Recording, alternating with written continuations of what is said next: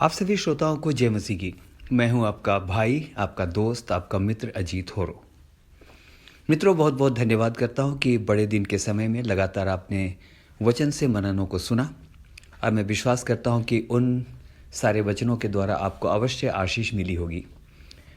आज बड़े दिन के मनन के अंतिम हिस्से में हम हैं और आज हम बातचीत करेंगे कि अभी तक हमने बातचीत की कि बैतलहम कौन कौन पहुंच सका। हमने बात की कि चरवाहे बैतलहम पहुंचे।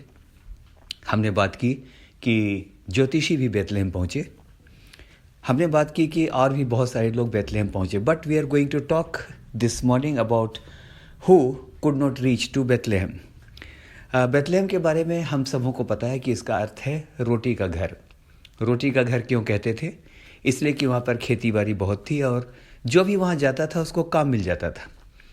लेकिन लोग ये नहीं जानते थे कि आगे चल के उसी बैतलहम में यीशु मसीह पैदा होगा, जो कि जीवन की रोटी कहलाएगा। आप मेरे साथ हालेलुया बोल सकते हैं। मित्रों, आज हम बात करेंगे एक बहुत ही बदनसीब शब्द नहीं कहना चाहिए, लेकिन अनफॉर्चुनेट तो बोल ही सकते हैं, महिला के बारे में जो बैतलहम नहीं पहुंच पाई। She could not reach to the Bethlehem, but why? उसका नाम क्या था? मित्रों, उत्पत्ति की पुस्तक में यदि हम जाएं तो हमें पता चलेगा कि राहेल नाम की एक स्त्री है और राहेल के बारे में हम सब जानते हैं मित्रों। और उत्पत्ति की पुस्तक उसके 31वें अध्याय में हमको पता चलेगा कि राहेल याकूब की पत्नी थी। और याकूब ने जब सोचा कि अपने ससुर लाबान से अलग होकर वो अपना कार्य अलग से करेगा, राहेल भी उसके साथ चल दी। लेकिन मित्रों, वचन ये बताता है कि राहेल ने अपने साथ घर के गृह देवताओं को भी रख लिया। वो ऊँट में बैठी थी और ऊँट की काठी के नीचे उसने अपने घर के सभी गृह देवताओं को भी छिपा रखा था। और वो लगातार चलते गए। और मित्रों, बीच में वचन इस बात को बताता है उत्पत्ति की पुस्तक में ही कि लाबान जो राहेल का पिता था, वो जब आया और जब उसने पूछा कि गृह देवता कहाँ हैं, तो उसने कहा कि मैं नहीं जानती, लेकिन गृह देवता उसके पास थे।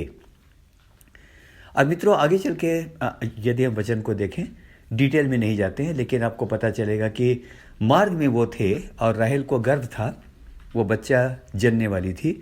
और दिखा है कि बैतलहम बहुत पास रह गया था, बहुत दूर नहीं था। और बैतलहम पहुंचने के मार्ग में ही राहेल की मृत्यु हो गई। शी कुड नॉट रीच बैतलहम। कितना बड़ा दुर्भाग्य कि बैतलहम जो एक बहुत ही पवित्र जगह थी, जो रोटी का घर कहलाता था, वो जगह जिसको कि परमेश्वर ने चुना था कि वहाँ पर स्वयं उसका बेटा यानी यीशु मसीह पैदा हो, सच ए होली प्लेस। हर व्यक्ति की लालसा होती थी कि बैतलहम तक पहुँचे, लेकिन वो नहीं पहुँच पाई। वचन कहता है कि वो मार्ग में ही बैतलहम, जब मैं इसको पढ़ता हूँ मेरा मन बिल्कुल दुख से भर जाता है, मेरी आंखों में आंसू आ जाते हैं कि बैतलहम कुछ ही दूर था। मित्रों, ऐसा लगता है जैसे मंजिल बहुत पास है और बिल्कुल बहुत पास पहुँच कर के भी हमने मंजिल को प्राप्त नहीं किया। ये हालत राहेल की थी। बैतलहम के मार्ग में ही उसकी मृत्यु हो गई। But why?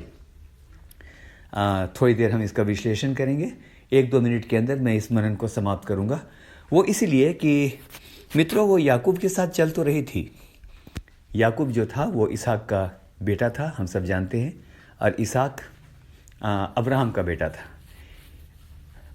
वो खुदा को जानती थी, वो परमेश्वर की सारी बातों को जानती थी, लेकिन इसके बावजूद उसने अपने जीवन के अंदर कुछ बातों को छिपा करके रखा था। मेरे और आपके जीवन के अंदर भी कई बातें ऐसी हो सकती हैं। ऊपर से हम प्रेज द लॉर्ड, हालेलुया, बहुत कुछ बोल सकते हैं। कई बार हमारे संबंध क्यों ठीक नहीं होते लोगों से।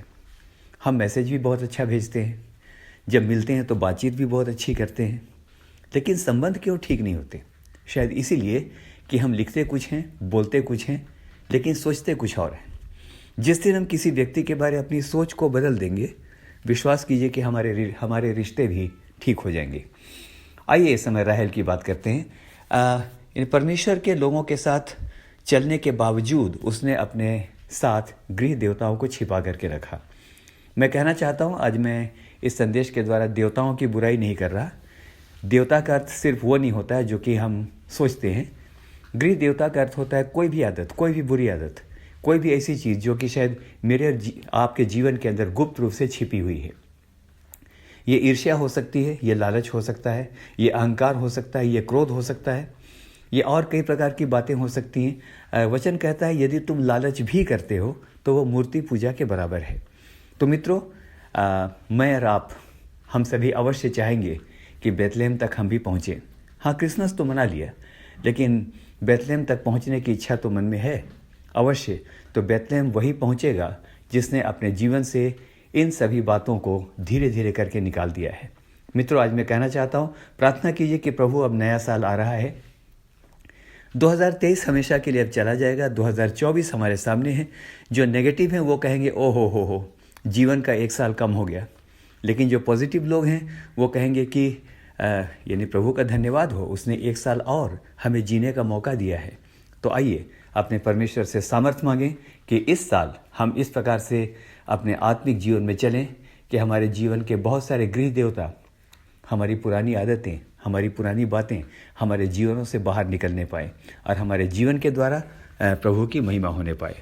आप सबों को बहुत बहुत आशीष मिले। नए साल का स्वागत करने के लिए अपने आप को तैयार रखें। आपको लगातार ये मनन मिलता रहेगा।